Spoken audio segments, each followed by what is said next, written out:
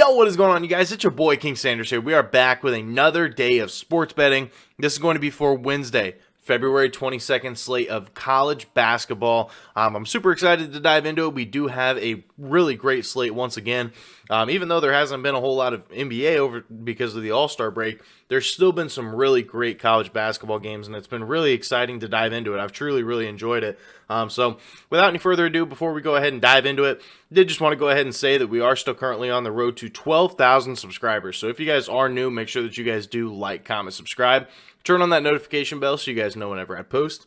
Next, I did just want to go ahead and give a quick shout out here to all of our members here on the channel. Thank you guys so much for everything that you guys do. And thank you guys so much for giving such a small channel such a big chance, as I always say. It truly does mean the absolute world to me. So much more than you guys will ever know. So, next I did just want to go ahead and touch on, I did have a live stream as of last night. It was only about an hour long, but it was for the second half of the Indiana and the Michigan State game. I just went ahead and hopped on there and sweat out the last play that we did end up having. So I just wanted to say thank you for everybody that did end up showing up for that one.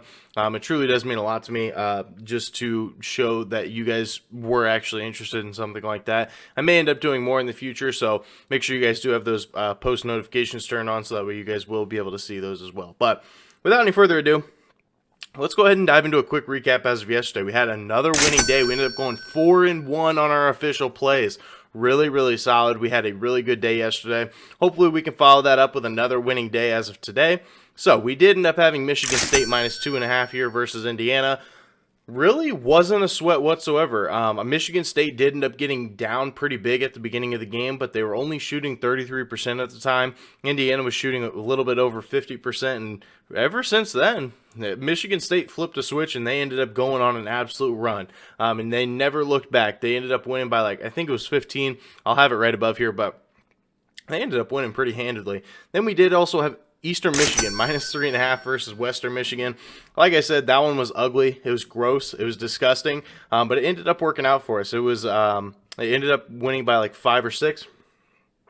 And Amani Bates really didn't even shoot that well. He shot 33% from the field, and they were still able to get it done. So I'm really glad that one worked out. Then we had Texas A&M Moneyline versus Tennessee at minus 118. Man, this was electric. This was really fun to watch. And Texas A&M, they're the real deal. I really like Texas A&M this year. They play very hard. They're a very hard-playing team, and they're going to be very tough to beat, especially when the down the rest of the stretch of the actual season. So they're probably going to be here on the channel here quite a bit. But I really do like Texas A&M. They showed me today that they have a lot of heart. They have a lot of grit, a lot of determination. So, but that one ended up working out for us as well. Then we had our added play. We had Villanova plus 5.5 versus Xavier. That one ended up winning too. Actually, Villanova ended up winning outright, so it was definitely a good one. But if you took those points at plus value too, congrats. Villanova ended up getting down at the beginning of the game, kind of a similar situation to the Michigan State game, but then after that they just cruised over and ended up winning pretty handedly. So we ended up winning that one as well. Then we had our one loss. We had Baylor minus 2 versus K-State at minus 110. That was tough. That was a tough loss. Baylor, they just really didn't get it done. In K-State, we should have stuck with them while they were hot. They ended up winning us money last game. Why didn't I just go back to it? Why didn't I just go back to it? I really don't know. We ended up losing that one, though. K-State actually ended up winning by double digits, so it wasn't even like it was close. But Baylor, just didn't end up getting it done. We were very close to bringing out the sunnies, bringing out the shades, but just no luck. But regardless, 4-1 on the day. We have, and we're on a 6-2 run. So without any further ado, let's go ahead and dive into today's plays. For our first official play of the day, we're going to be taking North Carolina minus 6 here versus Notre Dame at minus 110 odds. This is a must-win game here for UNC. UNC is just on the cusp, of making the big dance. They are not going to be able to do that if they keep losing games. They have not been a very good team here as of recently, but lucky for UNC, neither has Notre Dame. Notre Dame has not been a very good game either. North Carolina's only won one of their last 5 games, but like I said, this is a must-win game. Notre Dame is way outside of the tourney. It would take an absolute miracle for them to get in. I think this is a spot that they really don't have a whole lot to play for, and I just think that this is a spot where North Carolina shows they really get things rolling here once again, going into the end of the season, going into making a push for the big dance. And Notre Dame is also 4-13 against the spread at home this year. They have just not been a very good team. I think this is a spot that North Carolina gets the wheels turning, gets everything rolling. This is a must-win game for them. Notre Dame really doesn't have anything to play for. I could see this one getting out of hand early, and I don't think they'll look back. So I really do like this one here for our first official play of the day. North Carolina -6 here versus Notre Dame at -110 odds. Now, for our second official play of the day, we're going to be taking Providence and UConn under 143.5 at -110 odds. Now, I know that these two offenses are very, very good. Do not get me wrong, but we also have two pretty solid defenses here on our hands. Providence, they also do average 12 fewer points per game on the road this year. They're a much better offense when they are at home. And the same situation for UConn, so UConn is at an advantage here as well. I don't mind Providence plus 7.5 either, but I just like the spot of the under even better. UConn in the last 3 games is only averaging 68 points per game. They have been struggling a little bit here recently. And so if they do keep that going, and Providence, they have a road scoring slump like they normally do have, we could be seeing this one hit pretty easily. UConn is also 32nd in the nation in points allowed. They're a very good defensive team, and I don't expect that to change for this game. It should be a very defensive, close game.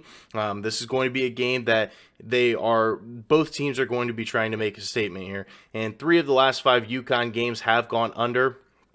I think it makes it 4 out of his last 6. So I really do like this one here. Despite UConn being one of the best over teams in all of the country, I think this is a pretty good spot to take the under. So I really do like it here for our second official play of the day. Providence and UConn under 143.5 at -110 odds.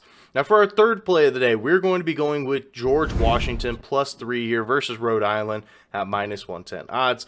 Now Rhode Island is 7-9 against the spread at home this year. They are not a very good home team, and really just not a very good team in general. But we're not going to let George Washington take any more of our coin. We ended up betting against them not too long ago, and they ended up winning.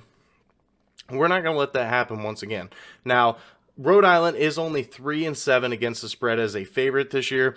They have not been a very good team as a favorite, especially when it comes to covering. And George Washington is 8-7 against the spread as an underdog. So they've actually been a little bit more profitable than not as an underdog. I know that these two teams aren't necessarily the greatest, but somebody has to win and somebody has to cover. These two teams did already play about a month ago, and George Washington won that game outright. It was the exact same circumstances. It was in Rhode Island. Now, could this be a trap play? Absolutely. But I really do like George Washington here. I think that they actually do end up winning outright in this one. So that we're going to be riding with it here for our third official play of the day. George Washington +3 here versus Rhode Island at -110 odds. So for our fourth and final play of the day, we're going to be taking Southern Miss money line here versus Old Dominion at -120 odds. Now, I like this for a couple different reasons.